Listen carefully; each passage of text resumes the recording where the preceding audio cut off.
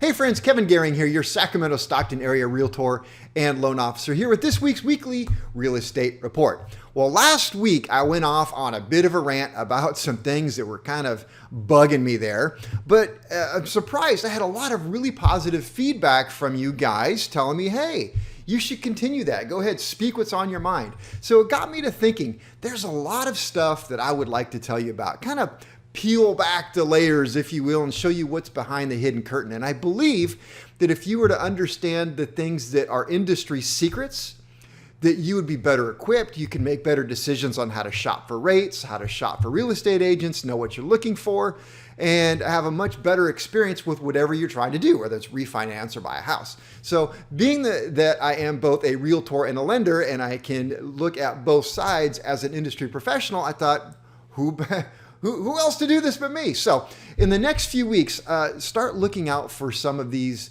videos. I'm going to start bringing them out. So I think maybe the first one I'm going to start with is really explain to you the secret rate and what it means. You know, if you're driving down the road, I like listening to talk radio. It seems like talk radio is just full of real estate commercials and refinance. Well, the reason why there's big money in this stuff, but you hear things like, hey, call us because we have the best rates and we are not going to increase your loan balance at all. We will pay for all your escrow and title and even your appraisal fees. Well, if you think about it, it's like, well, why wouldn't I go to that person? I mean, they don't charge me any money. Well, everybody has to get paid. And so there's a secret to how this is accomplished, how they can claim this, and it really hurts you. It hurts you badly, especially in the long run. I'm going to show you why that is, how it works.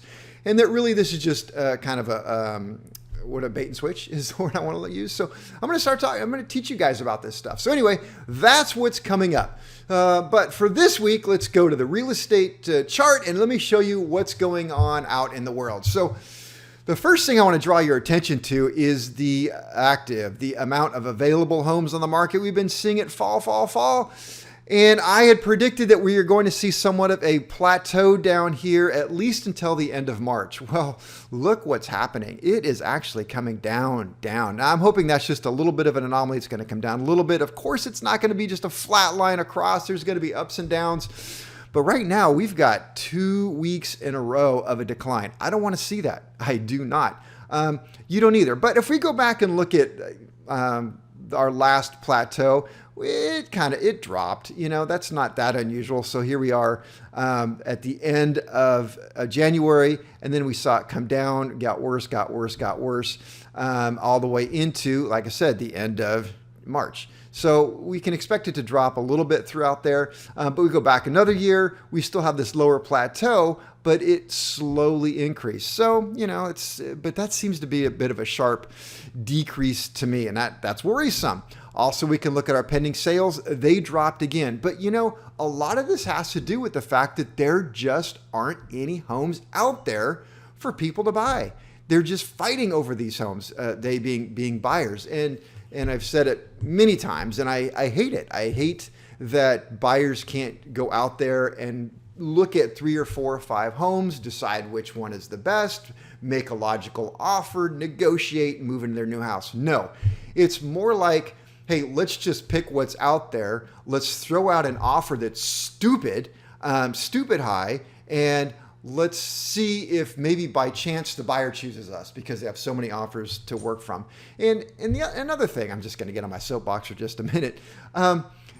It's very, very difficult, especially for these buyers, because, and I will say it, a lot of agents don't respect the hardship that it is on buyers. So I try desperately not to be that guy. I speak to when I receive offers from other agents, be respectful to those agents, tell them what's going on.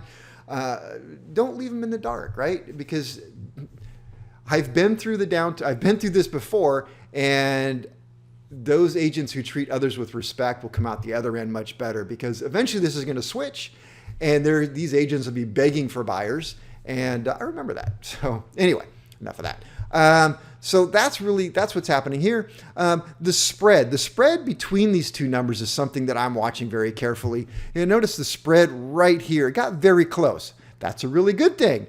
And I believe that's why median prices started to fall a little bit, right? Because I don't know, it's just the supply and demand isn't quite as much, although, that was more of just that time of year. It was around Christmas time, so that's expected here. But there are less buyers out there competing. Okay, so we still have a lot of buyers. I just know that we have a lot of buyers out there who haven't been able to find a home. I'm worried about the spread. The spread is getting near, the all-time high would be about right here where the spread was. It's about 2,000. Spread about 2,000, difference between the amount of available homes and the amount of pending sales. So we're still in an inverted curve, which means that the blue line is above the green. I'd like to see it the other way around like it is over here. This is a normal market. This is an abnormal market. Well, it's normal for us now, isn't it? So anyway, that's what's going on. What do I expect to see? Well, I expect to see this green line really, at this point, just kind of floundering about where it is, a little bit high, a little bit low for the next 2 months. I expect this blue line to keep climbing steadily. I expect the median sales price to kind of keep going up a little bit. Again, there's a lot of talk about the hidden inventory, the inventory foreclosure market out there, the potential. I don't see that happening now that we have a Democratic president. I believe that we will probably see a lot of government intervention to prevent a huge foreclosure crisis, which I think is a good thing. We don't like to see people lose their homes. That's not good. So that's what I see happening right now. Oh, rates. Let's talk about rates real quick. So, Freddie Mac reported this week that rates are absolutely flat, steady, no change from last week. Rates are still fantastic, which is driving the market, especially the sales market, which also allows home prices to go up because purchasing power is more. So there's some good and there's some bad with it. But if you haven't had a chance to refinance yet, you definitely want to get out there, get your refinance taken care of, or you may want to wait a week and see what I have to say about shopping and finding the best rate and what this means about no-cost loans versus cost loans and how it all works out and why I prefer the cost loans where you actually have fees and potentially points involved. I'll show you all that later. So anyway, have a great weekend. I will talk to you guys later. Take care. Bye.